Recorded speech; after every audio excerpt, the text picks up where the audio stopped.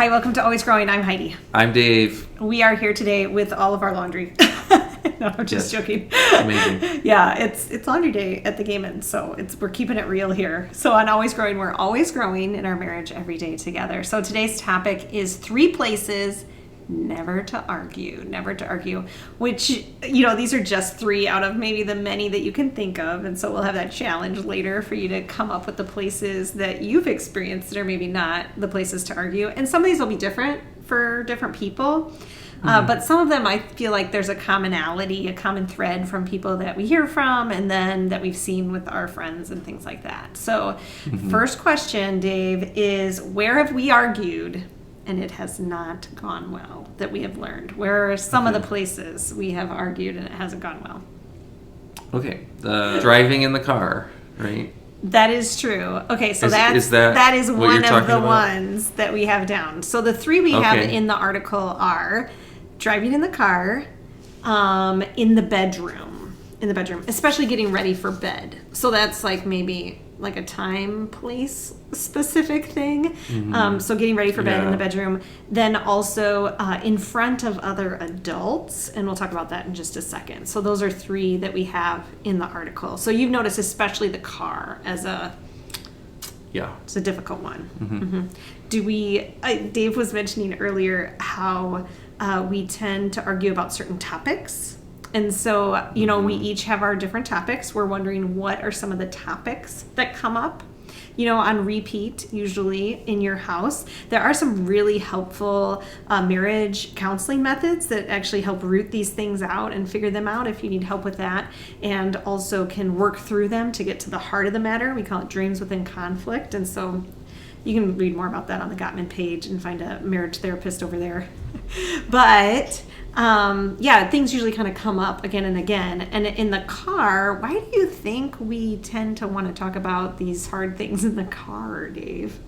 What's up with that? Well, I think we're just like together. And so we're like, let's talk about everything, while we're driving, and especially longer like trips and stuff. Yes. Like I noticed that is definitely when, we tend to touch on like one of the hot topics that we have. And so then here we go. We're into it. Now we're in it to win it on this 8-hour road trip. Yeah, Let's we've got lots of time. We've got like an hour or more to like solve it, so we should be able to figure it out, but it never goes well. And you have mentioned how part of the reason it doesn't go well, and I think this is really accurate on road trips or when people are driving or in a car, is because you can't look at each other. So someone's driving, they're trying to concentrate on keeping everyone in the vehicle alive, and the other person is like, let's talk about some stuff, or vice versa. And so there's no eye contact. It's hard to read as much. If we don't see eye contact, compassion isn't read as well, we've learned through Zeke's psychologist, like it through eye contact. I thought that was really applied to this too. That was really helpful. So the car. It's not a good place to argue. It's not a good place to start the conversation. I've mentioned it before. I think that we often, when we start an argument, we're like, we need to solve it now. I think that's a really common marriage dynamic. Once you've gotten there, you're like, oh, we got to get it. But you can set it aside. We don't have to have that conversation. Yeah. You're really good at this, Steve. Stop at a rest stop. Stop at a rest stop. No. I love that. Yeah. I probably wouldn't do that. I probably would just be like, when we get to a location, like we can maybe talk have about a discussion. That. Well, and so much of life, and maybe this has helped since we've been married for 20 years now, is that so much of it we've been through before. We didn't solve it then. We're not going to solve it now. So it's a little easier to put down, I think, to recognize the like repetitiveness of it instead of like, oh, this is this thing and we have to do something about it right now. So that's helpful. I think it's part of growing in marriage is you start to recognize the patterns of your marriage. So, so the car is one. Another one on here is in the bedroom, particularly before bedtime. So what do you think the problem with that is, Dave? Well, if you're getting ready for bed, it could be dark and you can't also like read each other. But like, I think the biggest thing with that though is like this should be like a more of a safe space. Like this should be like a place where you're holding that sacred, as opposed to anywhere else in your house or whatever. That is your kind of your couple sanctuary there. Ooh, I like that word. I mean, but there's some communication things there where it's easy if you're laying in bed, I guess, to like turn the other way. Yeah. Whereas like if you're standing up, like you wouldn't turn around. Like that's unnatural. But like the laying in bed, that it creates a scenario where you can turn the other way. It's and like, just like you mean the classic and then when you like I'm not gonna look at you like I'm turning away harshly so you know that I'm not pleased. No, I think too, like we're tired. I mean, no one that's thinks a big reasonably thing. You're tired, when you're tired. Right. But I have noticed a difference even when we're tired. Okay, so when you lay down in bed, it's also a tempting time, like the car, to be like, well, now we have this time and space. Let's talk about something. And you tend to kind of come up with some meaningful topics, I think, right before you fall asleep, because that's a little bit of your brain and the way it works. And so we have, especially when we start talking about ministry. So again, know your hot button topics. When we start talking about ministry struggles, finances, for us, it's planning vacation. I don't know why, but like making big plans is usually really stressful for us.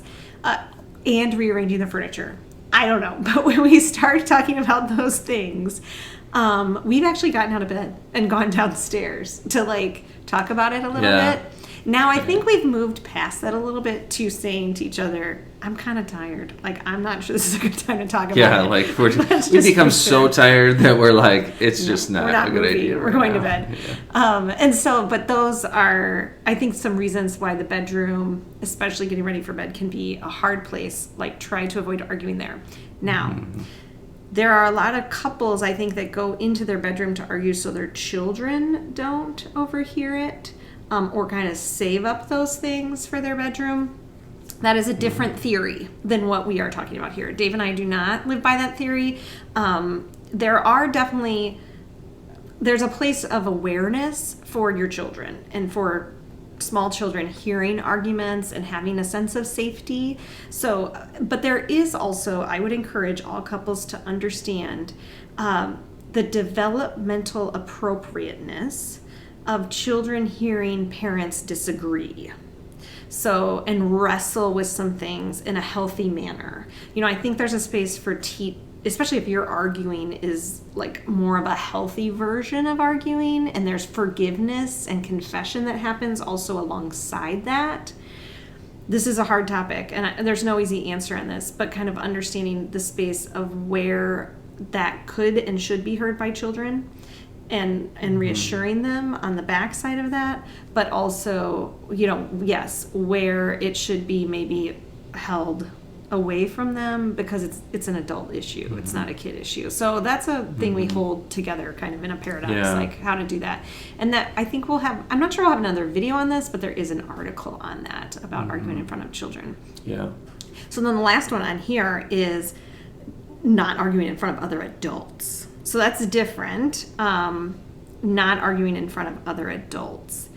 And I think that one of the reasons I came up with this was because of working with ministry couples, especially where you're in some kind of public situations and you're trying to figure out how to communicate. Now, there's a difference between like a tiny tiff of like, just being real, I guess, about you function as a couple who needs to figure themselves out and who's bringing what to the luncheon and things like that, to the biggest part about arguing in front of other adults is the embarrassment and humiliation factor. So it is embarrassing and often humiliating. So it's a strong word, right? But can be humiliating for our spouses when we engage in an argument in front of other adults. There's some different dynamics with that, which we could go into, but I don't know. Do you have any thoughts on that, Dave? Arguing in front of other adults?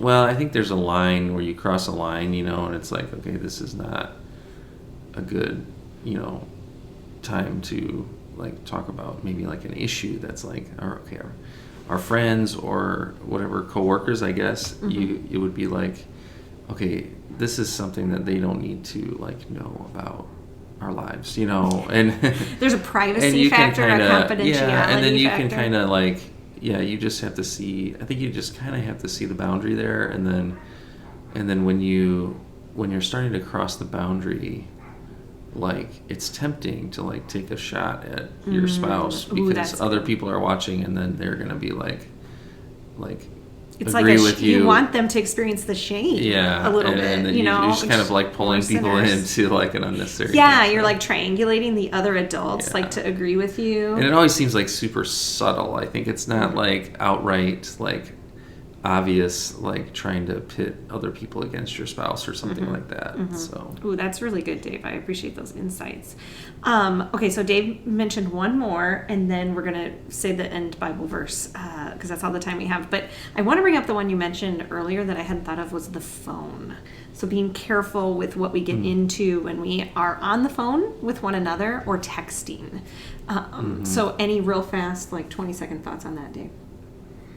I know that it's just unnecessary. Like we typically live in the same like place. I mean, I'm not on the road that much. I mean, you're on the road a lot more, but like even then it's like, okay, you will be back in a couple days or whatever. So it's just altogether unnecessary. Yeah, that's hard. And I know there are some times where we called each other, like you were in the parsonage and I was at church, and it just literally like right next to each other, and we're like having this like argument on the phone. I'm like, what are we doing? Like, this is so stupid. Like, and we even would like try to work out details and stuff. And I'm like, how about I walk like 5 feet and we could talk to each other? But it's the same. I mean, your work is probably farther away from your home for most people. But the reality is like you will be able to have another opportunity, most likely, to discuss this. Yeah. So what I'm getting from a lot of our videos is there's power in the pause in marriage. Like we can hit the pause button for most things and return to them. So now we have a new video we need to write. Okay, so the last thing I want to share with you is Galatians 5 verses 13 through 15, and I encourage you to look up that whole passage and how the law and gospel and loving our neighbor includes loving our spouse, right? That we live with. It's our neighbor we're with every day. But the last part of verse 15 says, "But if you bite and devour one another, watch out that you are not consumed by one another." And I think that's one thing that can happen in arguments. We want to be careful to not bite and devour each other. Just, lean into Christ, like our last video about the bendy marriage was, ask for help rather than moving into that biting and devouring wherever you're going to have that argument. And, avoiding some places might be able to help us do that and get there. All right. Thanks for joining us. Thanks. We'll see you next time. See ya.